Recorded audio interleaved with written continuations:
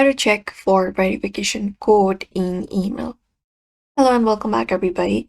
In today's video, we are providing you with a step-by-step tutorial that we can follow up if we want to check for verification code in email. So without any delay, let's just dive right into the video and get started.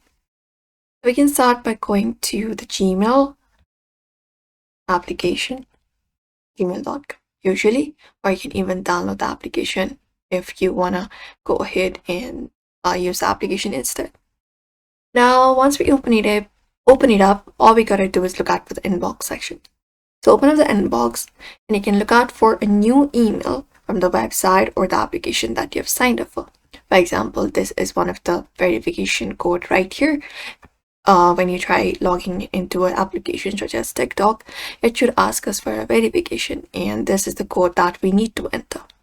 And we'll be usually finding the verification code this way, usually 4 to 8 digits or with a link, and we can just go and do so. Otherwise, in the top we can search for verification, and there will be finding different verification code that we may be looking for. You can go through accordingly according to the name of the website or the application. Sometimes it also gets to spam or the junk folder. So on our left hand side, we can look out for more option and click on it, and from there click on the option called spam and open it up. And there also we can look out for the verification code email.